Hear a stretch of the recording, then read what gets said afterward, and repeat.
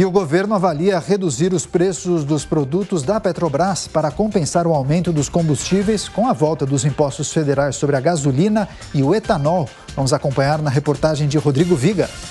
Nesta terça-feira, vence o prazo daquela medida provisória que estendeu por mais um tempo, 2 meses, exatamente a desoneração de gasolina e de etanol. Houve, nos últimos dias, uma verdadeira queda de braço entre a ala política e a ala técnica do governo. A ala técnica entende que esses recursos da desoneração fazem falta, ainda mais em um ano em que se fala em um déficit fiscal de mais de 230 bilhões de reais. A ala política demonstrou, por outro lado, preocupação com impactos sobre inflação e pela criticada política de juros do Copom, o Comitê de Política Monetária do Banco Central. Decidiu-se, então, encontrar um meio termo, a reoneração escalonada dos derivados de petróleo.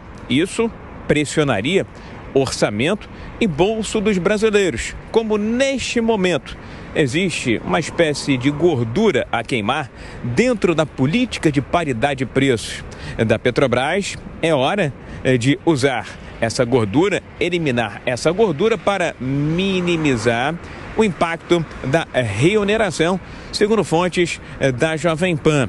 O ministro da Fazenda, Fernando Haddad, falou nesta segunda-feira sobre esta possibilidade que foi discutida aqui no Rio de Janeiro em uma reunião que envolveu o presidente da Petrobras, Champol Prats, a cúpula da empresa, o número 2 do Ministério da Fazenda, Gabriel Galípolo, e também o ministro de Minas e Energia, Alexandre Silveira. Aumentar ou diminuir o preço dos combustíveis, ele pode ser utilizado. Que nesse momento há um colchão. E há um colchão, como vocês noticiaram. Está nos jornais de hoje. Então essa será a contribuição? Essa pode ser uma das contribuições, tá bom? Especialistas e consultorias atestam que os preços dos derivados de petróleo aqui dentro estão mais caros do que os parâmetros internacionais.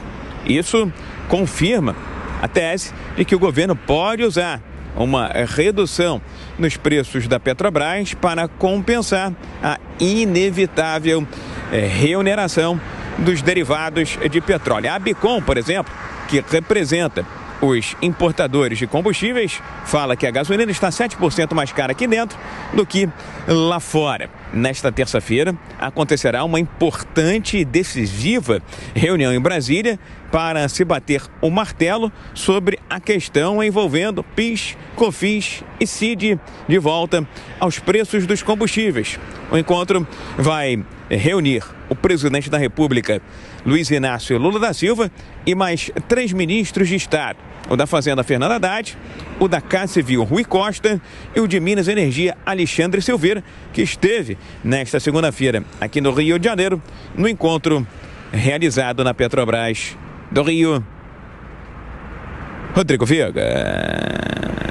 Pois é, assunto importante, polêmico. Cristiano Vilela, o que acha dessa sugestão do ministro da Fazenda, Fernando Haddad, de que a Petrobras poderia reduzir os preços dentro da política da empresa justamente para compensar essa reoneração? Quem não deve gostar dessa sugestão são as pessoas que compram os papéis da Petrobras, né?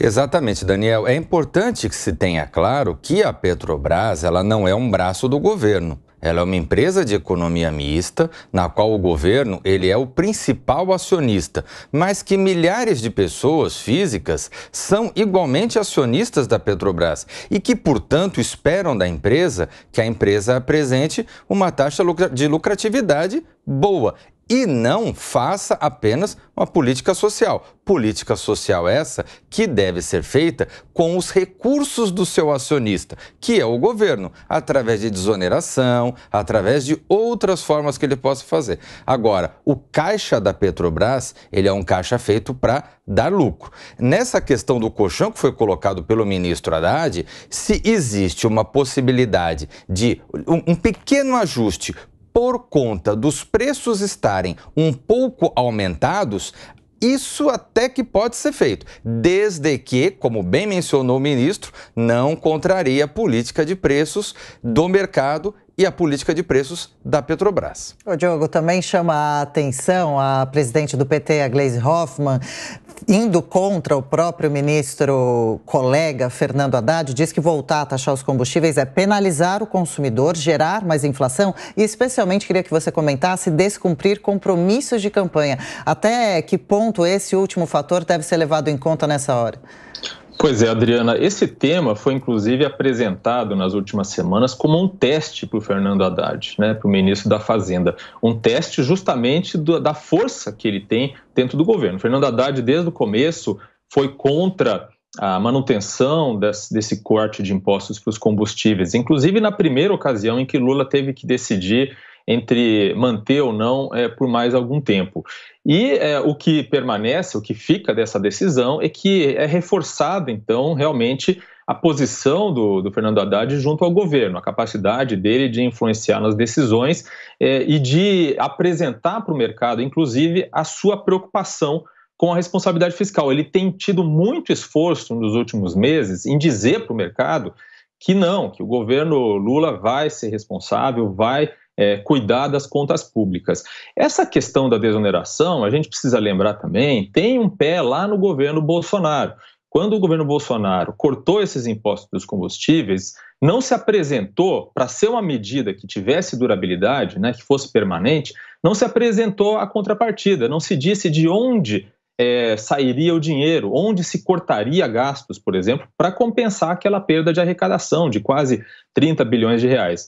Então, claro que isso ficou para esse governo. Ou esse governo fazia corte em outro lugar para compensar essa perda de arrecadação, ou voltava com os impostos, que foram cortados lá atrás apenas por uma questão eleitoreira. Caso contrário, teria que ter sido apontado de onde viria o dinheiro. Então, esse é um ponto importante. A outra questão, além dessa questão do colchão da Petrobras, essa margem aí que a Petrobras tem para reduzir os preços ainda dentro da regra da PPI, do preço de paridade internacional, é a questão da inflação.